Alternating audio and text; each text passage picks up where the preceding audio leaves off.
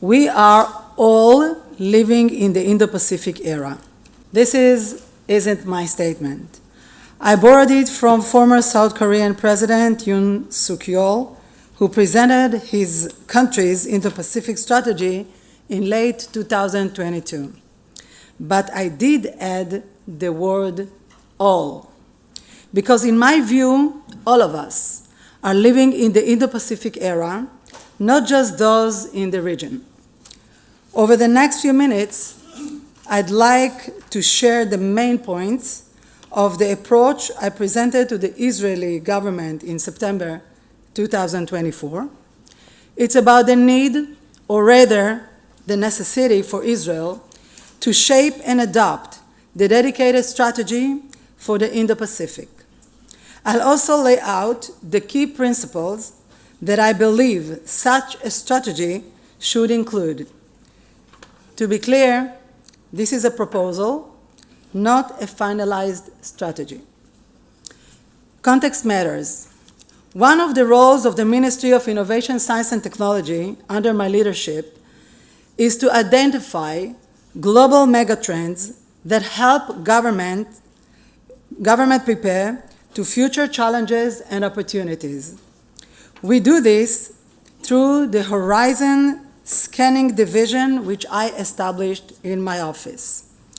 As a minister and a cabinet member, I see it as my responsibility to alert the government and push for a clear approach to a major global region that Israel has largely overlooked. So right now, I'm not presenting Israel's strategy, I am presenting a wake-up call. The first reason Israel needs an Indo-Pacific strategy is simple. This region is becoming the heart of the world. It holds about 2/3 of the world's population and 60% of the global GDP, with an annual growth rate near 5%. It also accounts for half of global maritime trade. In recent decades, it's become a major hub for science, innovation, and industry. In other words, it's critical for global value and supply chains.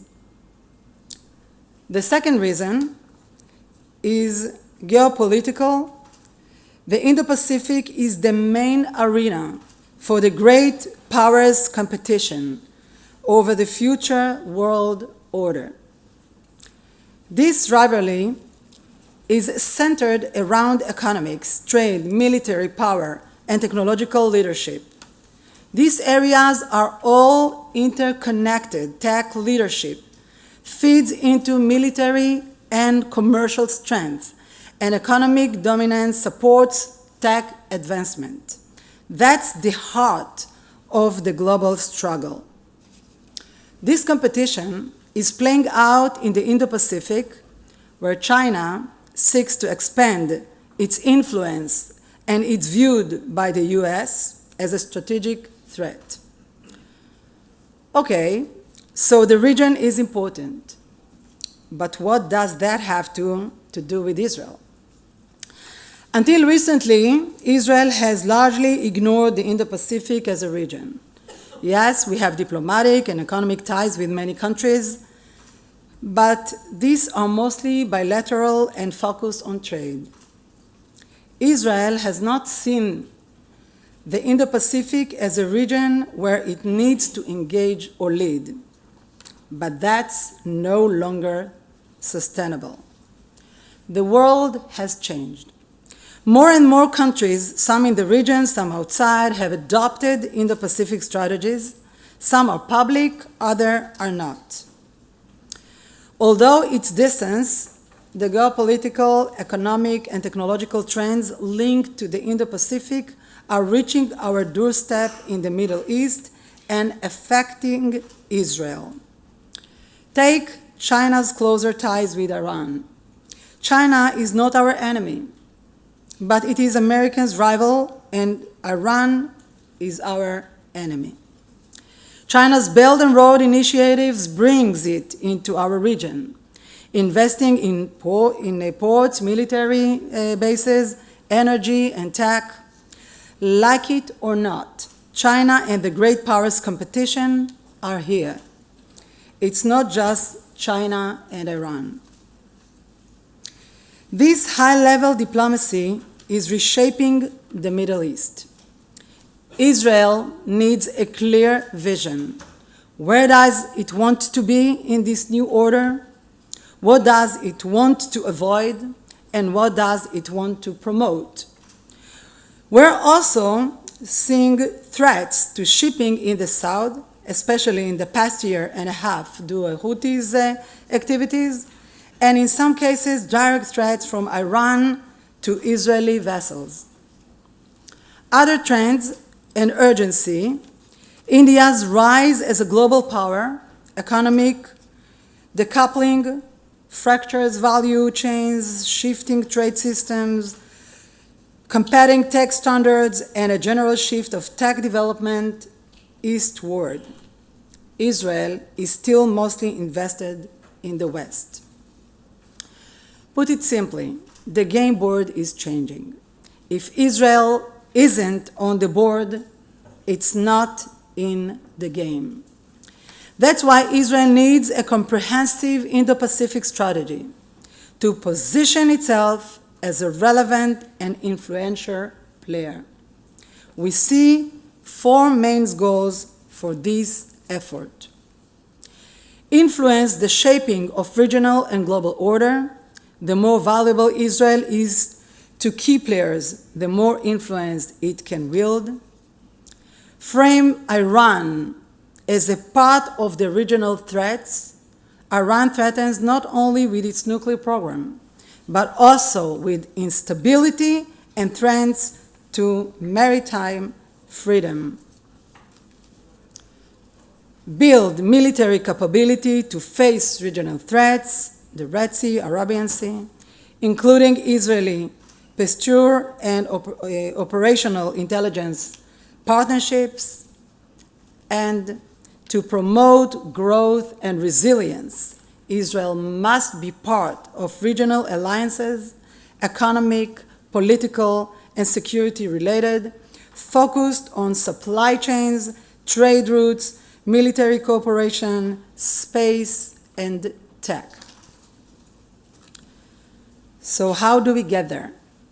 Israel has some strong assets: scientific and technological leadership, advanced defense and space industries, cyber and intelligence capabilities, and unique relationship with the US.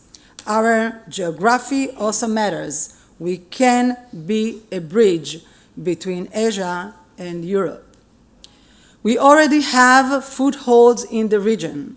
Cooperation with the US Central Command, the CENTCOM, the Abraham Accords, which we should extend towards normalization with more countries, and building the IMEC land bridges that you mentioned before. Strong ties with India, which we should develop into a full strategic partnership. Our strategy should rest on two pillars: a security defense pillar, deeper CENTCOM ties, smart tech presence in key maritime zones, and joint defense R&D with India, Japan, and South Korea. A civilian pillar: stronger technological cooperation with the regional partners in health, food, climate, water, space, trade routes, energy pipelines, digital infrastructure, AI, of course, and more. To conclude, my vision starts with acknowledging the Indo-Pacific's global importance and how it affects Israel, even if we do nothing. Israel can't afford to stay out of a region that is becoming the world's center. Today, Israel focuses mostly on the US and Europe, but major global shifts are happening in the East. They bring great opportunities and real threats. The Indo-Pacific isn't far away. It's a strategic arena that already impacts us on security, economy, tech, and our future as a nation. The challenge is complex, but the potential is enormous. Ultimately, the strategy we envision must involve many ministries and the stakeholders working together under coordinated leadership. At this point, I feel I must mention 58 kidnapped Israeli held captive by Hamas in Gaza. Our prayers for their return and for the assistance of the international community. In this challenging world of technology, we will not forget the atrocities of October 7th, and we must never forget to place humanity as our highest priority. Thank you very much.